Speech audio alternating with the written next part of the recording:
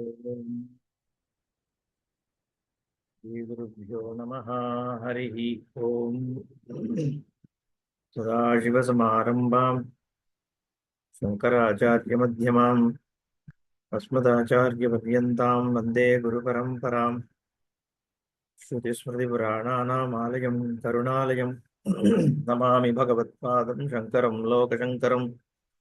शङ्करं शङ्कराचार्यं केशवं बादरायणं सूत्रभाष्यकृतौ वन्दे भगवन्तौ पुनः पुनः।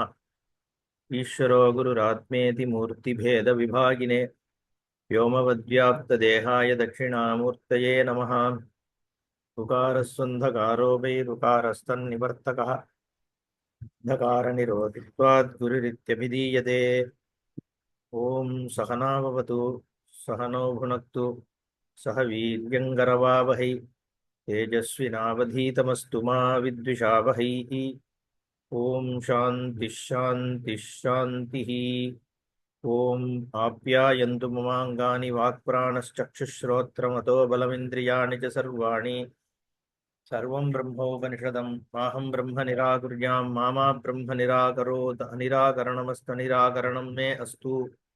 तदात्मनि निरतेय उपनिषत्सु धर्मास्ते मयि सन्तु ते मयि सन्तु। ॐ शान्तिः शान्तिः शान्तिः।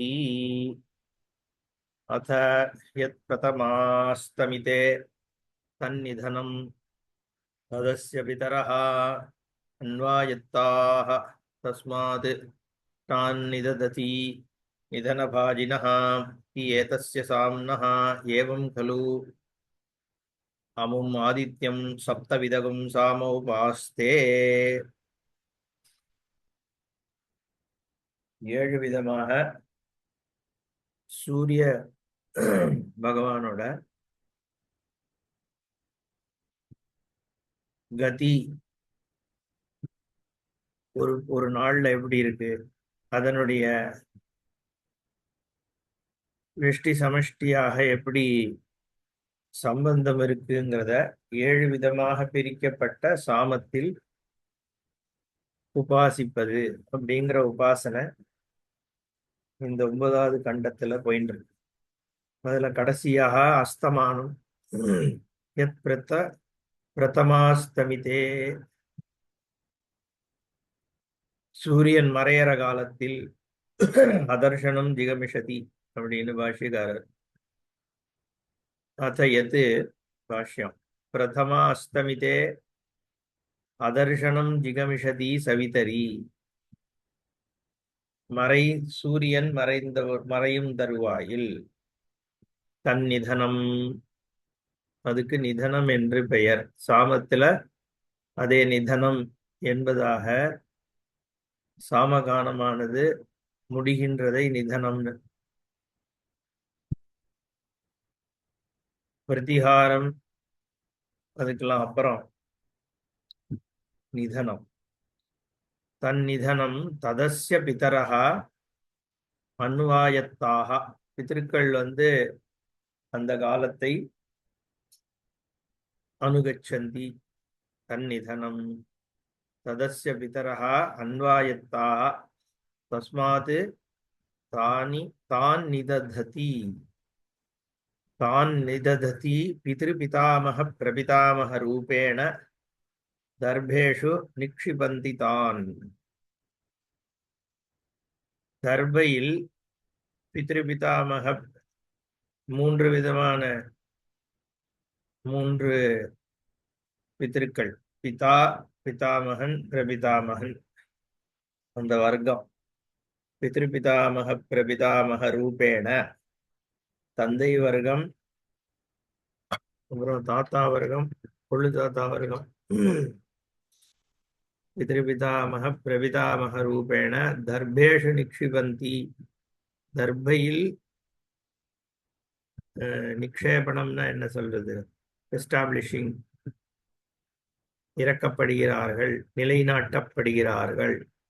ததர்த்தம் பிண்டான்வா ஸ்தாபயந்தி, தர்பேல இல்ல பிண்டத்துல ஏதோ ஒண்ணுத்துல நிக்ஷிபந்திங்கிறதுனால நிதததி அப்படிங்கிறதுக்கு நிக்ஷிபந்தி. அதனால பித்ருக்கள் ஒரு வேளை அப்படின்னு. நிதன பாஜினோஹி ஏதஸ்ய சாம்னஹா நிதன சம்பந்தாது நிதன பாஜினஹா ஹி ஏதஸ்ய சாம்னஹா பிதரஹா. நிதனத்துக்கும் பித்திருக்களுக்கும் என்ன சம்பந்தம் அப்படின்னா, இங்க நிதனம் நிக்ஷேபணம் நடக்கிறதே, அதனால இந்த சம்பந்தம். கீழே இறக்கி அதுல உட்கார வைக்க முடியறதோ இல்லையோ. பித்ருலோகத்துல இருக்கிற பித்திருக்களை தர்பையிலோ பிண்டத்திலேயோ நிக்ஷேபணம் பண்ண முடியறதுனால நிதனம் சம்பந்தப்படுறது. அவர்களுக்கும் நிதனம் இருக்கு. இங்க சூரியனும் கீழே போயிடுறது. அதனால அது அந்த சமயத்துல நிக்ஷேபண சாமர்த்தியம் இருக்கிறதுனால, ரெண்டுத்திலயும் சமத்துவம் இருக்கிறதுனால, சாமியம் இருக்கிறதுனால, நிதன சம்பந்தாது நிதனபாஜினஹாஹி ஏதஸ்ய சாம்னஹா பிதரஹா. ஏவம் அவய அவயவசः சப்ததா விபக்தம் கலு அமும் ஆதித்யம் சப்தவிதம் சாம உபாஸ்தே யஹ தஸ்ய ததாபத்திஹி பலம் இது வாக்கியசேஷः.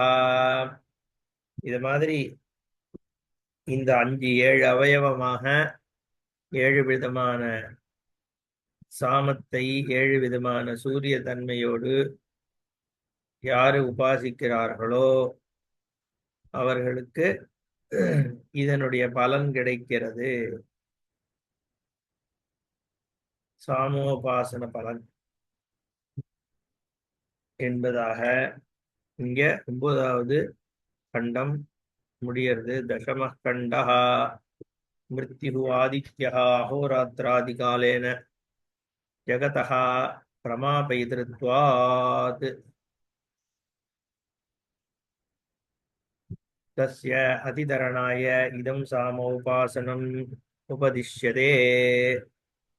இந்த உபாசனை ஆதித்யனை மிருத்யுவாக, ஆதித்யன் எப்படி மிருத்யு ஆறான், அஹோராத்திராதி காலேன பிரமாபயித்ருத்வாத். அஹோராத்திரம் காத்திரி, காலை இரவு. காலன் ஆதித்யன் அதீனம்தான். சூரியன் தான் காலத்தை நிர்ணயம் பண்றது. அதனாலதான் சூரிய புத்திரன்னு சொல்றோம். காலன் சூரிய புத்திரன் தார. திவாகர தனுஜம் சனீஸ்வரனும் சரி யமனும் சரி 2 பேருமே சூரிய புத்திரர்கள். ஏன்னா காலத்தினுடைய நிர்ணயம் நாள் நேரம் இதனாலதான் ஆகிறது. அப்படிங்கிறதுனால ஆதித்ய அதீனமா இருக்கிறதுனால சூரியனுடைய ஒரு அங்கமாக தான் நம்ம காலத்தை பார்க்கறோம். இங்க ஆதித்யனை மிருத்யுவாக பார்த்து மிருத்யுவை தாண்டறதுக்கான உபாசனையாக இங்க சொல்லப்படுறது. அதனால மிருத்யு ஆதித்யா அஹோராத்திராதி காலேன ஜகதா பிரமாபயித்ருத்வா தஸ்ய அதிதரணாய இதம் சாம உபாசனம் உபதிஷ்யதே. மிருத்யுவை தாண்டணும் அப்படின்னா ஆதித்யனை முதல்ல ரீச் பண்ணி அதை தாண்டணும். ஆதித்ய அதிரிக்தத்துவத்தை அடையிறது அப்படிங்கிறதே இந்த உபாசனை. அக்ஷரோபாசனையாக சொல்லி எப்படி ஒரு அக்ஷரம் அதிகமா இருக்கு, அதனால ஆதித்யனுக்கோட ஆதித்ய சமமாயிட்டு அதுல இருந்து ஒண்ணு தாண்டறது அப்படிங்கிற தாண்டறதுனால மிருத்யு தரணம். அது எப்படின்னு பார்ப்போம். அத கலு ஆத்மசம்மிதம் அதிமிருத்யு சப்தவிதகும் சாம உபாசீத கிங்கார இதி த்ரயக்ஷரம் பிரஸ்தாவ இதி த்ரயக்ஷரம் தத்சமம். அத கலு இது இதற்கப்புறம் அர்த்தம். 10வது கண்டமானது சம்மிதம் அதிமிருத்யு சம்மிதம். மிதம்னா மெஷர், அளவை. மிருத்யுவை தாண்டுகின்ற அளவை, மெஷர்மெண்ட், கவுண்ட். உபாசனை தானே. சோ அக்ஷர கவுண்ட் வழியாக மிருத்யுவை எப்படி தாண்டறது இந்த இது சாமன்ற சாமத்துல இருக்கிற அக்ஷர எண்ணிக்கை மிருத்யுவாகிய சூரியனுடைய அக்ஷர எண்ணிக்கையை எவ்வாறு கடக்கிறது? அதான் இங்க அதகலு ஆத்ம சம்மிதம், அதகலு ஆத்ம சம்மிதம் அதிமிருத்யு. ஆத்மங்கிறதுக்கு இங்க பாஷ்யக்காரர் அவயவ துல்லியதையா சம்மிதம், இல்லைன்னா ஆத்ம துல்லியதையாங்கிறது பரமாத்ம துல்லியதையான ரெண்டு அர்த்தம் எடுத்துக்கிறார். அந்த மாதிரி பார்க்கும் பொழுது, அதாவது தன்னுடைய அவயவங்களின் எண்ணிக்கை வழியாக பார்க்கும் பொழுது மிருத்யுவை எவ்வாறு தாண்டுவது என்பதாக இந்த உபாசனை, அதிமிருத்யு உபாசனை சப்தவித சாமோபாசித்த. இங்கேயும் சப்தவித சாமம் தான் உபாசனை. சரி, அதை இப்ப ஆரம்பிக்கிறது. ஹிங்காரஹா இதி த்ரயக்ஷரம். ஹிங்காரம் என்பது ஹி ஹிம் கா ர ஒவ்வொருதான் நம்ம கவுண்ட் பண்ணணும். ஹிங்காரங்கிறது 3 அக்ஷரம். பிரஸ்தாவ அதுவும் 3 அக்ஷரம். பிரஸ்தாவ இது திரையக்ஷரம் தத் சமம். இந்த 2 அவயவமும் சமம். இதுலயும் 3 அக்ஷரம், இதுலயும் 3 அக்ஷரம். இந்த மும்மூணா இருக்கு அப்படிங்கிறதே, மூணுங்கிறதே 3 லோகங்கள் எல்லாமே அந்த திரிபுட்டீகிருத்தம் இல்லையா? 3 குணம், 3 லோகம், 3 அவஸ்தை எல்லாம் 3 3ஆ இருக்கு. அதனால 3 3ஆக அவயவம் இருக்கு. 3 எழுத்தில் என் மூச்சு இருக்குன்னு போட்டாங்க அந்த காலத்துல. இதுவும் 3 எழுத்து, அதுவும் 3 எழுத்துன்னு சினிமால வரும். நம்ம பாலிட்டிஷியன்ஸ் எல்லாம் பேசுவான், திமுக என்பது 3 எழுத்து, அண்ணா என்பது 3 எழுத்து, இந்த மாதிரி. அந்த மாதிரி இங்கேயும் எல்லாம் 3 எழுத்து 3 எழுத்தாக சம உபாசனையில இங்க சொல்லப்படுறது. அத கலு அனந்தரம் ஆதித்ய மிருத்யு விஷய சாம உபாசனஸ்ய ஆத்மசம்மிதம் ஸ்வாவயவதுல்யதயாமிதம் பரமாத்மதுல்யதயா வா சம்மிதம் அதிமிருத்யு மிருத்யுஜயஹேதுத்வாத். யதா பிரதமேऽध्याये उद्गीतभक्तिनामाक्षराणि उद्गीत इति उपास्यत्वेन उक्तानि तथा इह साम्नः सप्तविधभक्तिनामाक्षराणि समाहृत्य त्रिभिः समतया सामत्वं परिकल्प्य उपास्यत्वेन उच्यन्ते. அத கலு அனந்தரம். இதற்கு அப்புறம் அத கலுன்னு வாக்கியத்தில் இருக்கிறதுனால அனந்தரம்னு இவர் பாஷ்யம் பண்றார். அடுத்ததாக ஆதித்ய மிருத்யு விஷய சாம உபாசனஸ்ய. ஆதித்ய மிருத்யு, ஆதித்யனாகிய மிருத்யு, சூரியனே காலன்னு சொன்னோம். ஏன்னா டீகாக்காரர் தினமும் தினமும் சூரியன் பிறந்து பிறந்து அழியறதுனாலன்னு ஒரு காரணம் கொடுக்கிறார் மிருத்யுன்ட்டு. ஏன்னா பூமி சுத்தி வருது, அதெல்லாம் ரைட்டு. வெறும்னா பார்க்கும் பொழுது சூரியன் காத்தால வரான், இங்கேருந்து அங்க பிரயாணம் பண்ணிட்டு போயிட்டு சாயங்காலம் மிருத்தியை அடைஞ்சிடுறாங்க இல்லையா? அதனால திருப்பியும் திருப்பியும் மிருத்யு எவ்ரிடே மிருத்யு அடையிறதுனால அவன் மிருத்யு சமம்ட்டார் அவர். பாஷ்யக்காரர் அப்படி சொல்ல. ஆதித்ய மிருத்யு விஷய சாம உபாசனஸ்ய, அந்த விதமான சாமத்தை உபாசிப்பதனுடைய, எப்படி உபாசிக்கிறது? ஆத்மசம்மிதம். ஆத்மசம்மிதம்னா ஸ்வ அவயவ துல்லியதையா மிதம். அதுல இருக்கிற ஒரு ஒரு அவயவம், அவயவம்னா எது? இந்த ஹிங்காரம், பிரஸ்தாவம், ஆதி, பிரதிகாரம், இதெல்லாம் தான் அவயவம். ஏன் இங்க அக்ஷரமாக தான் உபாசிக்க சொல்லியிருக்கு. அதனால ஸ்வ அவயவ துல்லியதையா மிதம், அந்த அவயவங்கள் எல்லாம் ஒண்ணு சமமா தான் இருக்கு. ஆக்சுவலி சமமா கிடையாது. இங்காரம்ங்கிறது 3 சரி, பிரஸ்தாவம் பிரஸ்தாவ 3 கரெக்ட் தான், பிரதிஹார 4 இருக்கே. ஆனா அதெல்லாம் எப்படி 3ஆக பார்க்கணும்னு இந்த உபாசனையில சொல்லப்படுறது, அவ்வளவுதான். அதனால அவயவ துல்லியதையா, அவயவங்கள் துல்லியந்தான்னு பார்க்கறதுக்கான உபாசனை. அதனாலதான் இங்க பாஷ்யக்காரர் பரிகல்பியன்டர். ஒரு விதமாக எல்லாம் சமந்தான்னு ஈக்குவலா பண்ணி பார்த்துக்கோ. சூப்பர். அதான் அத்தியஸ்தம் தான். உண்மையில ஆதிங்கிறது 2 அக்ஷரம் தான் இருக்கு. உபத்திரவம் 4 இருக்கு, பிரதிகாரம் 4 இருக்கு.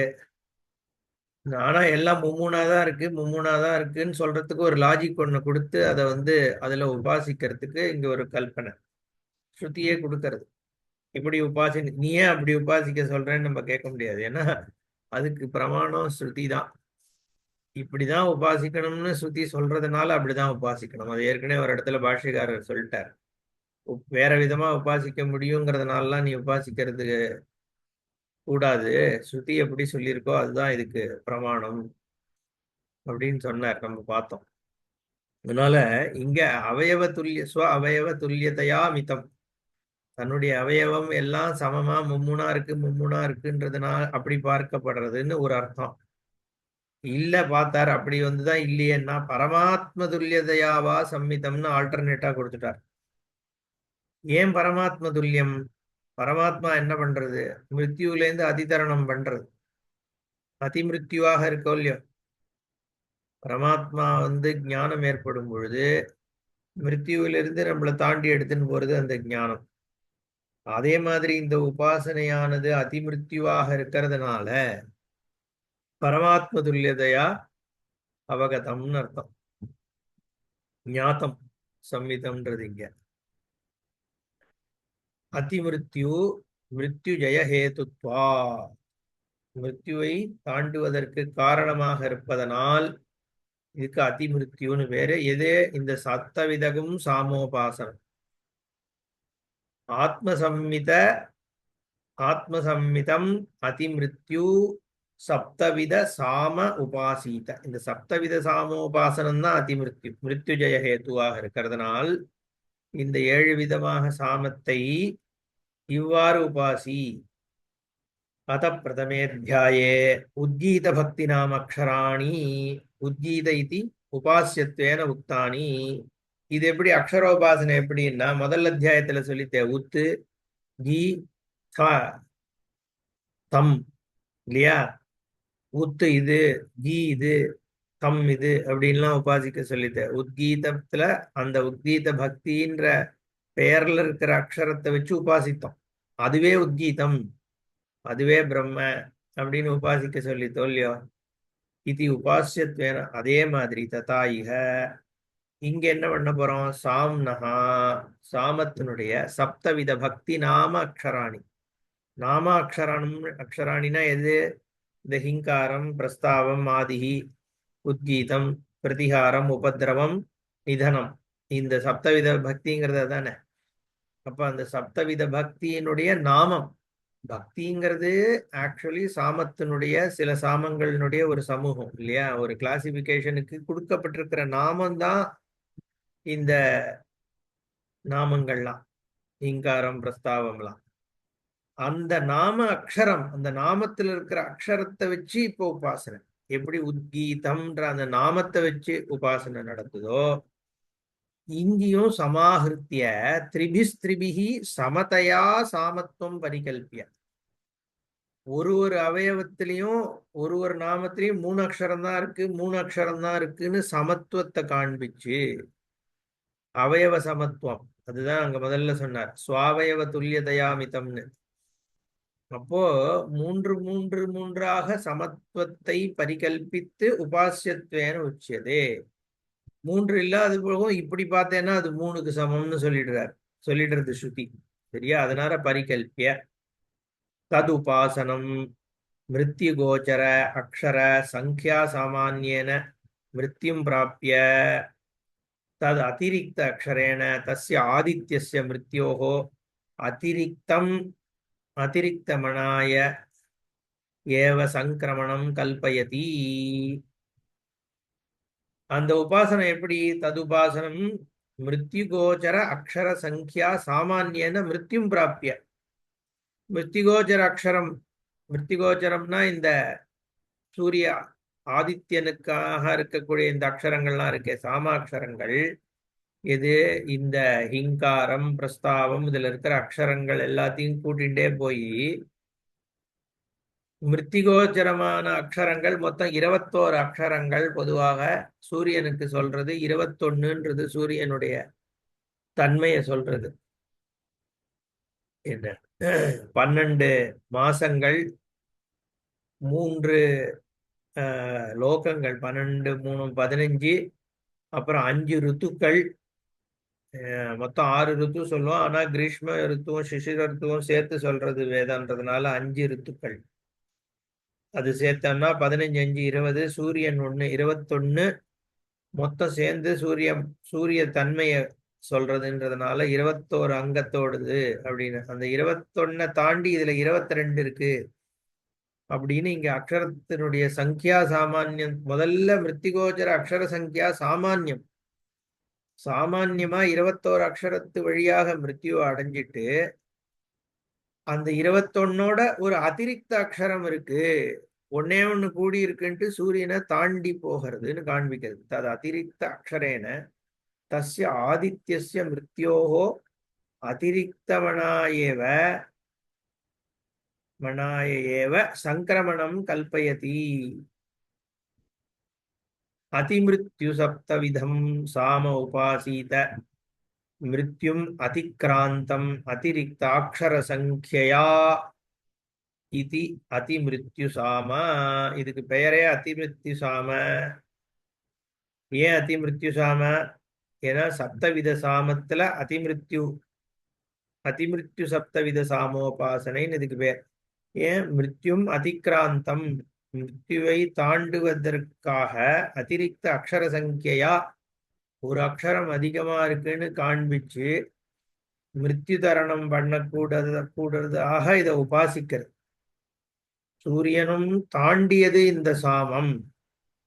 சூரியனுடைய அந்த அளவை தாண்டி இருக்கின்றது சாமாட்சரங்கள்னு உபாசிக்க மிருத்யு தரணம்ங்கிற உனக்கு சித்தி ஏற்படுறது. அப்படிங்கிறதுனால அக்ஷர சங்கியா, இதில் லாஜிக்கெல்லாம் பேசப்படாது. 21 22 வெறும் அக்ஷரத்துல உபாசனா தாண்டிட முடியுமான்னா அது உபாசனை தான். அதுக்கு ஒரு ஆலம்பனம் தேவைப்படுது. ஆலம்பனம்னா ஏதோ ஒரு பர்டிகுலர் டெம்ப்ளேட்டை வச்சுதானே உபாசிக்க முடியும். இங்க சாமத்துல இருக்கிற அக்ஷரங்கள்ன்ற அந்த ஆலம்பனத்தை கொடுத்து அதை பிடிச்சுட்டு நீ இதை உபாசி, அப்படி பார்க்கணும். அத அப்படிதான் பாஷ்யக்காரரே எடுத்துக்கிறாரு. கல்பிய தானே உபாசியத்துவேன சாமத்துவம் சமதையா பரிகல்பிய உச்சியத்தே. ஒரு விதமா உனக்கு ஒரு ஜஸ்டிபிகேஷன் கொடுத்து ஒரு ஃப்ரேம் ஒர்க் கொடுக்கறது, அதை வச்சு நீ உபாசி. தஸ்ய பிரதம பக்தி நாம அக்ஷராணி ஹிங்கார இதி. ஏன்னா ஒருத்தர் ரொம்ப ஃபேமஸா ஒருத்தர் இந்த உபாசனை பத்தி உபன்யாசத்துல கேட்டேன், ஒரு யூடியூப். அவர் சும்மாவானு இப்படி சொல்றது, இது கிடையாது, ஏதோ சொல்லணும் அதுக்காக சொல்லுது, இப்படிலாம் சொல்றார். அந்த மாதிரி கிடையாது. உபாசியம்னு இருக்கிற வஸ்துக்கு அந்த ஆலம்பிக்கிறதுக்கு ஒரு ஃப்ரேம் ஒன்றத்தை கொடுக்கறது சாஸ்திரம். ரொம்ப கான்சியஸா தான் கொடுக்கறது, சும்மாவானு கொடுக்கறது. சும்மா இல்லாததை சொல்லுதுன்னா அப்படியே புரிஞ்சுக்கலன்னு அர்த்தம். இப்போ ஸ்ருதியினுடைய பிராமணிய ஸ்ரத்தையும் இல்லை, இன்டென்ட்டும் புரிஞ்சுக்கலன்னு அர்த்தம். ஃபேமஸா இருக்கிற மக்களே இந்த மாதிரிலாம் பேசுறா சில பேர். தஸ்ய பிரதம பக்தி நாம அக்ஷராணி ஹிங்காரைதி. முதல் பக்தி எது? ஹிங்கார பக்தி. ஏதத்ரயக்ஷரம், 3 அக்ஷரம் பக்தி. நாமம் எது? ஹீங்கார. ஹீ 1, கா 1, ரா 1, 3 அக்ஷரம். பிரஸ்தாவ இதிஜ பக்தேஹே திரையக்ஷரமேவ நாம, அதுவும் 3 அக்ஷரம். அதனால அது சமம்னு உபாசி. அவயவ சாமியம். ஆதிரிதி द्वयक्षरं பிரதிஹாரைதி சதுரக்ஷரம் தத இஹ ஏகம் தத் சமம். அவ்வளவுதான். இதுல சமம் இல்லை ஆக்சுவலி. ஆதின்றதுல 2 அக்ஷரம் தான் இருக்கு, பிரதிஹாரம்ங்கிறதுல 4 அக்ஷரம். பிரதிஹாரைத்தி சதுரக்ஷரம். அப்ப இங்க 2 அங்க 4ன்னா இதுல இருந்து 1 எடுத்து அதுல போட்டு சமமாக்கிடுன்றது ஸ்ருதி. தத இஹ ஏகம் தத் சமம். பிரதிஹாரன்றதுல இருந்து ஒரு பிரால இருந்து ஒரு அக்ஷரத்தை எடுத்து இதுல போட்டு ஆதி பிரா அப்படின்னு ஒண்ணு திஹாரான்னு வேணா பிரிச்சுக்கலாம். திஹார் ஜெயில். இல்லைன்னா பிரதிஹா அப்படின்னு ஒண்ணு ரா இந்த பக்கம் போட்டுக்கலாம். ஆதி ஆதிஹீதி துவயக்ஷரம். சப்தவிதஸ்ய சாம்னா சங்கியா பூரணே ஓங்காரஹ ஆதிஹி இதி உச்சியதே. இன்ஃபேக்ட் அந்த ஆதியே கூட தனியா ஒரு பக்திலாம் கிடையாதுங்கிறார் இங்க பாஷ்யகாரர். சங்கியா பூரணத்துக்காக எண்ணிக்கை ஏழுங்கிறத கொண்டு வரத்துக்காக தான் வெறும் ஓம்காரத்தை ஆதி அப்படின்னு தனியா பிரிச்சாச்சு. பொதுவாகவே நம்ம சொல்லுவோம் இல்லையா, ஓங்காரம் தான் ஒரு சுவாமிஜியே சொல்லுவார் என் குருநாதர். நம்ம அர்ச்சனை பண்ணும் பொழுது ஒரு ஒரு நாமமும் ஆக்சுவலி ஓம்காரத்தை டிஸ்கிரைப் பண்றதுதான் நாமம். நம்ம என்ன நினைக்கிறோம், அச்சுதாய நமஹானா ஓம் அச்சுதாய நமஹானா அச்சுதாய நமஹாக்கு ஓம் சேர்க்கிறோம்னு நினைக்கிறோம். அச்சுதாய நம அனந்தாய நம கோவிந்தாய நமன்னா நம்ம ஓம் சேர்த்து ஓம் அச்சுதாய நம ஓம் அனந்தாய நம ஓம் கோவிந்தாய நமன்னு சொல்லும் பொழுது ஓம்காரத்தை அச்சுதனுக்கு சேர்க்கிறதா நினைக்கிறோம். ஆக்சுவலி அச்சுதன்ற ஆட்ரிபியூட் வந்து ஓம்காரம்ன்ற பிரம்மத்தோட சேர்றது. ஓம் நமகா தான் அங்க ஆக்சுவலி நம்மளோட நமஸ்காரம். ஆனா அச்சுத ரூபேன எனக்கு தெரிகின்ற ஓம்காரத்திற்கு நமஸ்காரம்னு அர்த்தம். அனந்தாய நமகா ஓம் அனந்தாய நம அனந்த ரூபமாக தெரிகின்ற ஓம்காரத்திற்கு நமஸ்காரம். அப்போ ஓம் பிரதானம் தானேங்க, ஓம் தான் வந்து நமஸ்காரத்திற்கு அர்ஹதம். அது மாதிரி இங்க ஓங்காரத்தை பிரிச்சு அதுவே ஒரு பக்தி அப்படின்னு ஆதிஹி இதி உச்சதே. பாஷ்யக்காரர் சங்கியா பூரணேன்னு சொல்லிட்டார். பூரணார்த்தம் அப்படின்னு எடுத்துட்டோம்னா, ஏன்னா ஓங்காரத்தை தனியா அதை மட்டும் ஒரு பக்தின்னு ஒரு கலெக்ஷன் பிரிக்க வேண்டியது இல்லையே அப்படிங்கிறதுனால அவர் அதை சொல்றார். பிரதிஹாரஹா இது சதுரக்ஷரம் ததா இஹ ஏகமக்ஷரம் அவச்சித்ய அதிலிருந்து பிரித்து ஆதி அக்ஷரயோகோ பிரக்ஷிப்பியதே முதல் ரெண்டு அக்ஷரத்தோட இந்த நாலுல இருந்து ஒண்ணுத்தை எடுத்து சேர்த்துட்டோம்னா தேன தத் சமமேவ பவதி. ரெண்டு மும்மூணுன்னு ஆயிடும், நீ அதுல உபாசி. அவ்வளவுதான், ரெண்டும் ஈக்குவலா இருக்கு, இதுல இருந்து ஒண்ணு அதுல போட்டா இது மூணு அது மூணு, அதனால சமமா இருக்குன்னு நீ அந்த சமத்துவ புத்தியாக அவயவ சாமியமாக இப்ப அதை பார்க்கலாம் நீ அப்படின்னு. அந்த இதெல்லாம் ரொம்ப சரியா இல்லையான்னு சொல்லக்கூடாது. ப்ராடா இருக்கே, நாலு இருக்கு ரெண்டு இருக்குன்னா நாலுல இருந்து ஒன்னு எடுத்து போட்டுருந்தா இது கூட பரவாயில்ல. இப்ப அடுத்தது வர்றது அதை விட பயங்கரமா இருக்கும். உத்கீத இதி திரயக்ஷரம் உபத்ரவஹா இதி சதுரக்ஷரம் திரிபிஸ்திரிபிஹி சமம் பவதி அக்ஷரம் அதிசிஷ்யதே திரயக்ஷரம் தத் சமம். இங்கதான் அதுவாது சரி, ஆதி ரெண்டு, இந்த பிரஸ்தாவம் நாலு. ஸோ நாலுல இருந்து ஒண்ணு ரெண்டுத்துல சேர்த்துட்டோம்னா மூணு மூணுன்னு ஆயிடுத்துன்னு சொன்னா முடிஞ்சு போச்சு. இங்க இன்னும் காம்ப்ளிகேட்டட். உத்கீதம்ன்றது மூணு அக்ஷரம், உத்கீதா இது திரையக்ஷரம். ஊபத்ரவ சதுரக்ஷரம், ஊபத்ரவ இது சதுரக்ஷரம்.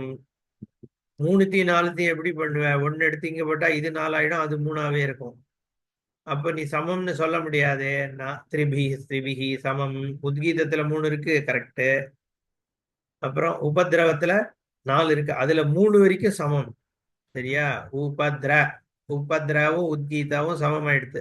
வா மீதி இருக்கா, பவதி அக்ஷரம் அதிசிஷ்யதே சமம் திரிபிஹி சமம் பவதி. மூணு மூணு சமம் ஆயிடுத்து. அக்ஷரம் அதிசிஷ்யதே ஒரு அக்ஷரம் மீதி இருக்கு. இப்ப என்ன பண்ணுவேன்னா, அக்ஷரம்ங்கிறது மூணு எழுத்து தானே, அப்போ அக்ஷரம் தத் சமம் த்ரை அக்ஷரம். அக்ஷரன்றது மூணு எழுத்து, அதனால அதுவும் மூணு, உத்கீதம் மூணு, அந்த மீதி இருக்கிற ஒண்ணுத்த விட்டேன்னா உபத்ரவும் மூணு. வேங்கிறது அக்ஷரம் ஆயிடும், மீதி அதிரிக்த அக்ஷரம், அதுல அக்ஷரம்ங்கிறது மூணு, அதனால மூணுமே மூணு மூணா இருக்கு, அதனால சமமா இருக்குன்னு எடுத்து உபாசனை பண்ணுன்னு சொல்லிடுது ஸ்ருதி. அதனால இதுக்கப்புறம் வரதெல்லாம் ஸ்ட்ரெயிட் ஃபார்வர்ட். நிதனம் திரையக்ஷரம் அதோட முடிஞ்சு போயிடுறது. இப்ப எல்லாமே மூணா எடுத்தா இந்த ஒரு அதிரிக்த அக்ஷரம் மட்டும் மீதி இருக்கா. 7 3 21, மொத்தம் 7 சப்தபக்தியில ஒவ்வொன்றுலயும் மூணு மூணு இருக்குன்றதுனால 7 3 21 ஆயிடுத்து. இந்த ஒன்னே ஒண்ணு மட்டும் இங்க அதிசிஷ்யதே அப்படின்னு நீங்க சொன்னோம்ல, அது சேர்த்தா 22. 21ஆக இருக்கக்கூடிய சூரியனோடு இந்த 22ன்னு சொல்லக்கூடிய இந்த அக்ஷரங்கள்ல ஒரு அக்ஷரம் அதிரிக்தமாக ஆயிடுறதுனால அது அதிமிருத்தியை சொல்கிறதுன்னு உபாசி. அதான் இதுல தாத்பரியம். நாளைக்கு பார்ப்போம். நாளைக்கு நான் கன்ஃபார்ம் பண்றேன். ஏன்னா இங்கேருந்து எல்லாம் ஓம்காரேஸ்வர் டிராவல் பண்ணணும். ஸோ காத்தால கிளம்புறதா இல்லை லேட்டரா கிளம்புறதாங்கிறத பொறுத்து நாளைக்கு கிளாஸ் இருக்கும். ஓம் பூர்ணமத பூர்ணமிதம் பூர்ணாத் பூர்ணமுதட்சதே பூர்ணஸ்ய பூர்ணமாதாய பூர்ணமேவாவசிஷ்யதே. ஓம் சாந்தி சாந்தி சாந்தி. ஹரிஹி ஓம் ஸ்ரீ குருभ्यो நமः. ஹரிஹி ஓம். Thank you, Kalyanji. Hari Om.